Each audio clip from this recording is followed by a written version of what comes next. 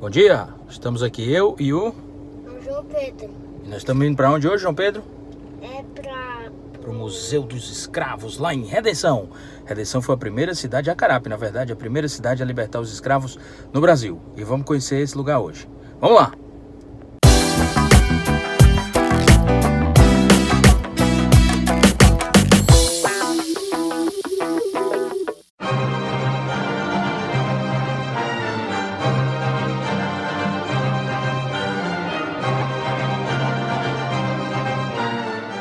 Ó, estamos aqui no caminho de Redenção, que é a estrada de ferro que ia de Fortaleza até Baturité. Saía de mais ou menos onde é hoje a Praça da Estação, pertinho, ó. Está abandonada, essa estrada de ferro está abandonada. Podia ser recuperada para fazer viagens, transportar material e até mesmo turistas.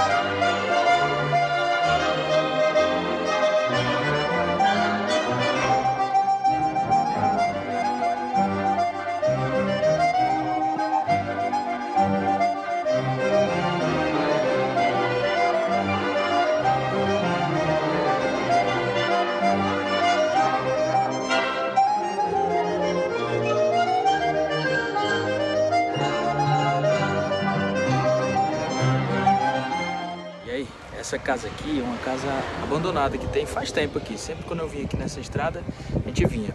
Ela é de um barão que tinha uma fazenda de café aqui nessa região e tal. E foi abandonada porque a família dele resolveu se mudar e ninguém mais tocou o negócio da família. Então tá aqui uma casa bem histórica. Filmei com drone, não é, João Pedro? Uhum. Casa mal assombrada aí. Também, galerinha, eu também gravei um vídeo contando a história dela quase agora. E eu também disse que era um varão, que ele gostava de café e essas coisas que eles tudo. Muito bem, vamos lá. Vamos pra Redenção.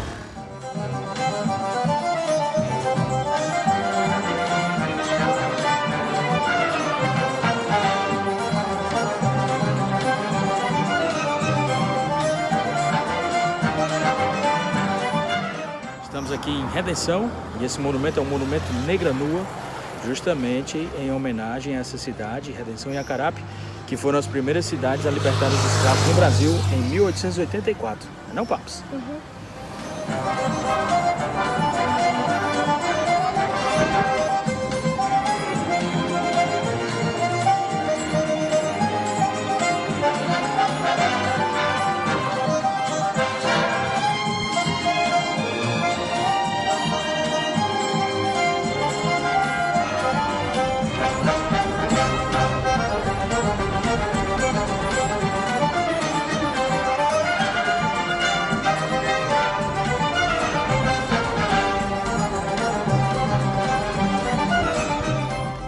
Como eu já tinha falado naquele vídeo anterior sobre os ciclos econômicos do Ceará e o ciclo do algodão, aqui na região de Acarape e Redenção, o solo e havia água suficiente para ter uma plantação de cana-de-açúcar que fosse economicamente viável.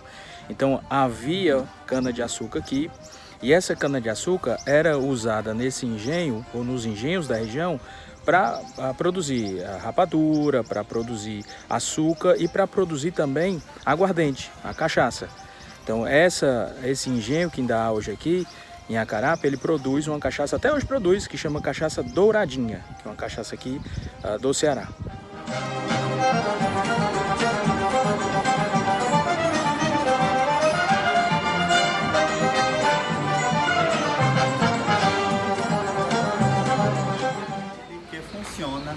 até hoje, fazendo esse processo da extração. Vai iniciar as atividades agora no começo de setembro e vai até dezembro, né? Produzindo em torno aí de 80 a 100 mil litros do caldo da cana por dia.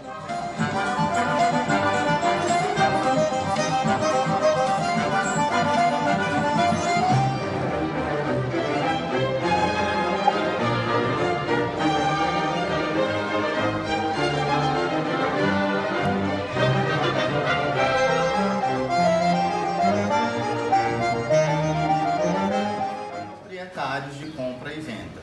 O primeiro na época foi o português Coronel Simeão. Logo após a libertação, ele vendeu a fazenda, porque já não tinha mais a mão de obra dos escravos, pois a maior parte foi embora. Quem comprou foi Juvenal de Carvalho.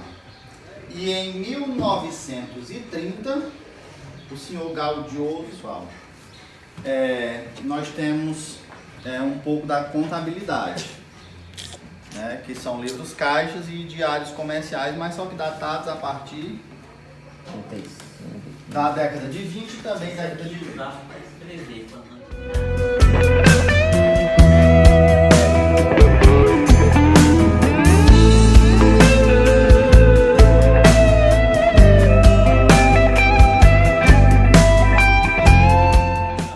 A história dela aconteceu no Rio de Janeiro, pois ela era natural de Minas Gerais, né? A história aconteceu no Rio de Janeiro, certo? Aí, depois do falecimento dela, porque ela não resistiu aos castigos, né? E tem esse menor aqui, né? Que era o instrumento odontológico para extração dos dentes a sangue frio. Esse aqui é o já aqui do outro lado era outro instrumento.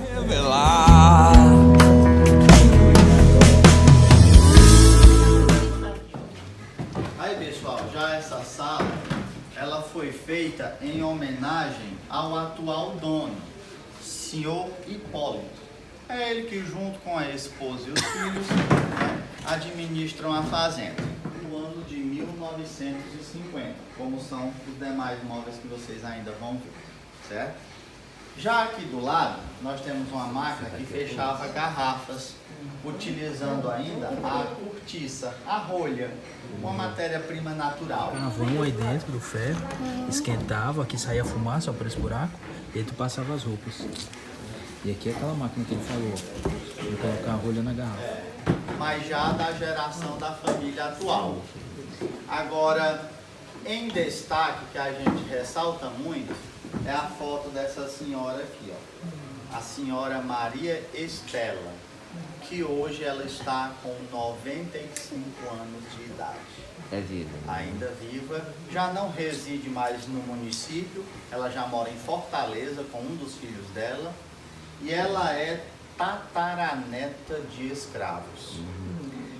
E assim, pessoal, ela é uma história viva. Muitas informações, inclusive uma história que eu vou passar para vocês, foi através dela que a gente soube que ela também recebeu dos antepassados dela. Ouvia. Exato, vindo, passando aí de geração. Teria acontecido um caso muito cruel, né, aqui na parte da cozinha. Vocês sabem que naquela época da escravidão, quem cuidava dos filhos dos coronéis na época eram as escravas, as chamadas amas de leite. Segundo a história, essa ama de leite, ela estava na varanda com a criança no colo e infelizmente ela derrubou. A criança não sobreviveu, né? E essa escrava ela foi bastante castigada. Todos os dias, durante 7 dias, ela era levada para o tronco lá fora e era chicoteada. E depois dos açoites, trazida no fogão e teve partes do corpo queimados. E conta-se até que depois desse sofrimento todo, ele teria mandado enterrar ela ainda viva. E supostamente lá embaixo na senzala. Agora sim, a gente não pode afirmar, dizendo que lá é o local. Por quê? Nós não temos uma prova concreta. a não ser a história. Para que a gente pudesse afirmar, era preciso fazer um trabalho de escavação lá embaixo. Aí no momento a gente não tem como fazer. Por isso a gente fica só com a história. Os tangíveis tornam-se insensíveis à palma da mão, mas as coisas findas. A libertação, ela foi através de um decreto municipal. Foi assinado pela Câmara de Vereadores, que imediatamente enviou para o imperador Dom Pedro II. Aí ele leu, ficou feliz e mandou que o ministro expedisse esse documento e enviasse para a gente, pois aqui consta que ele recebeu o decreto e também parabenizando pelo ato da libertação, certo? Um quarto muito bem colocado, como vocês estão vendo, ó a ventilação. E também questão da visão, pois ele tinha uma ampla visão das plantações. Exatamente. Se tentar de toda maneira dele se guardar,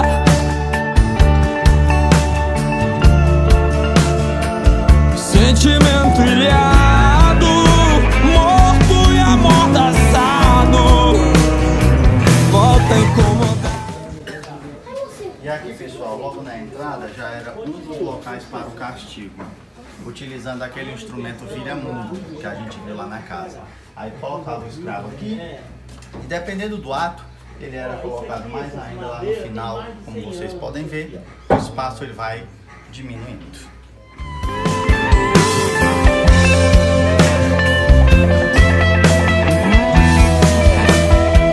Volta a incomodar.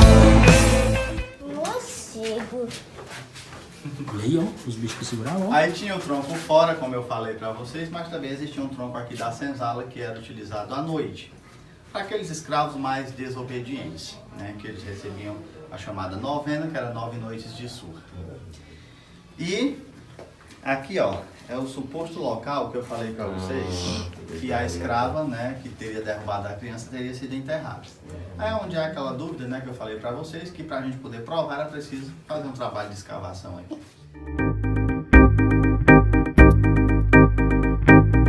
A cela de castigo à solitária, onde eles passavam em média presos aqui 3 dias, dependendo do ato, sem comer e sem beber, correndo até um grande risco de quando abrir, ele já está morto porque não suportava. E essa cavidade que vocês estão vendo no fundo da parede, foram eles que aos poucos, com as próprias mãos, foram cavando para poder formar um assento e descansar um pouco.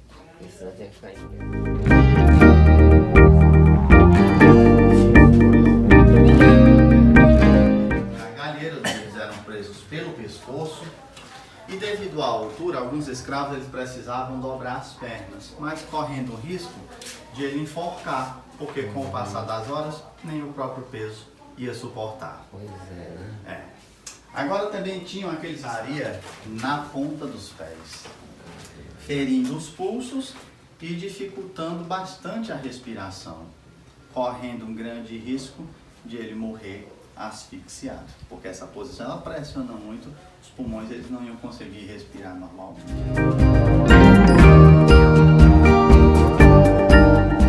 Principalmente os restos do feijão misturados com os restos do porco, que foi onde deu origem à feijoada que a gente conhece hoje, né? E até mesmo as crianças, 11, 12 anos, já começavam para serem disciplinadas, segundo eles. E conforme iam crescendo, ia aumentando o tamanho e o tempo.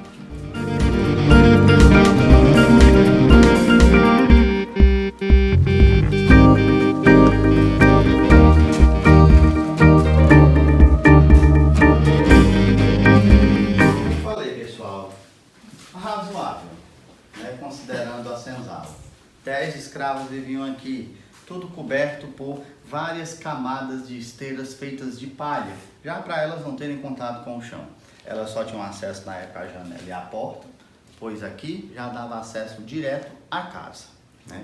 Essa porta aqui, por onde nós entramos, tinha uma grade fixa, já impossibilitando o acesso delas lá fora, que já dava acesso à senzala, né? Ela era exclusiva somente para a casa grande. E vocês estão vendo esses desenhos que representam um pouco da crença religiosa né, que são os orixás, que na época era proibido, devido ao catolicismo ser a religião predominante. Então eles tiveram a Iemanjá, que inclusive, né, anteontem, 15 de agosto, comemorado o dia de Nossa Senhora da Assunção, padroeira de Fortaleza, e ao mesmo tempo o dia de Iemanjá, né, que aquelas pessoas adeptas da Umbanda, eles estavam na praia, fazendo aí a festa de oferendas, né? Agora, naquela época da escravidão, se fosse descoberto, eles podiam ser queimados vivos ou esquartejados, pois o que prevalecia era o forte poder da Igreja Católica.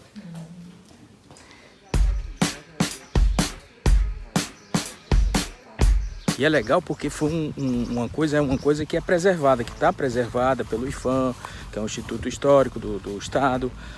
Então são coisas, um passeio bem legal que vale bem a pena conhecer. Aqui o Museu da Senzala, o Museu da Cachaça aqui em Redenção, no interior do Ceará.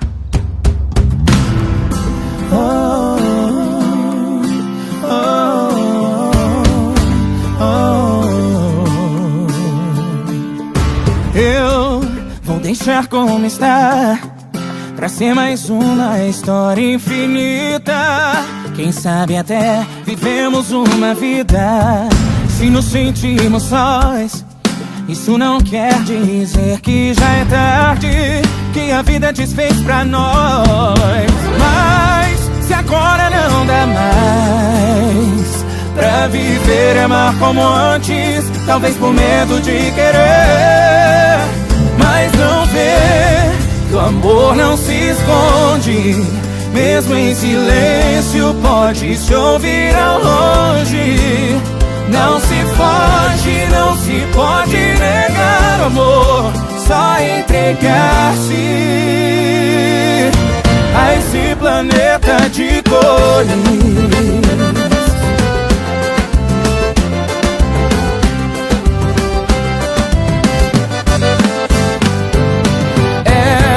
Difícil pra nós dois, também é muito injusto cobrar-nos, se as lembranças sempre vêm nos emocionam. As coisas que eu dizia e hoje com remorso me lembro, que faziam você chorar. Mas se agora não dá mais pra viver e amar como antes, talvez por medo de querer, mas não vê que o amor não se esconde, mesmo em silêncio pode se ouvir ao longe. Não se foge, não se pode negar o amor, só entregar-se esse planeta de cores. Mas por que não ver que o amor não se esconde, mesmo em silêncio pode se ouvir ao longe. Não se foge, não se pode negar o amor, só entregar-se a esse planeta de cores.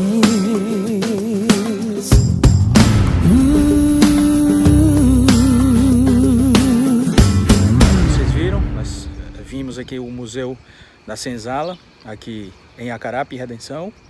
E é muito legal, um passeio bem recomendável para trazer o filho, para a gente conhecer um pouco mais essa história da Terra da Luz, o Ceará, o primeiro estado a libertar os escravos no Brasil em 1884. Então, é isso, espero que vocês tenham gostado. Até domingo que vem. Aproveite sua cidade.